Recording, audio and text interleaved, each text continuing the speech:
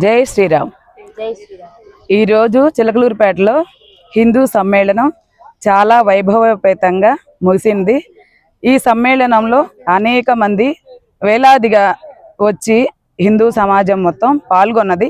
అయితే స్వామివారు ఒక మాట చెప్పారు, భాగయ్య గారు ఒక మాట చెప్పారు, హిందూ సమాజంగా మాత్రమే ఉన్నాం. ఇప్పుడు మనం హిందువులు ఐక్యంగా ఉండి సమర్థవంతంగా పరిపూర్ణ హిందూ సమాజాన్ని ఆయన చూడాలని ఆయన వ్యాఖ్యానించారు ఆయన మాటల్లో.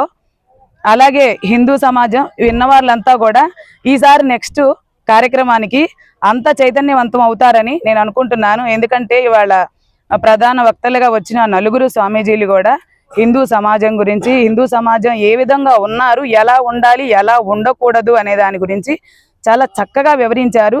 గోమాతని ఇవాళ మనం పూజిస్తున్నాం, అమ్మవారిని, కృష్ణుడిని, రాముణ్ణి కూడా పూజిస్తున్నాం.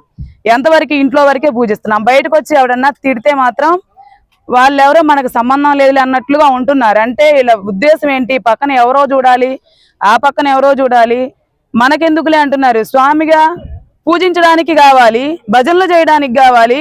అదే స్వామికి, అదే ధర్మానికి మాత్రం ఒక కష్టం వస్తే ఎవరో నోటికి వదిలేస్తున్నారు. ఇది మాత్రం మంచి పద్ధతి కాదు అని చెప్పి స్వామివారు వారి మాటల్లో భాగయ్య గారు చక్కగా వ్యక్తపరిచారు.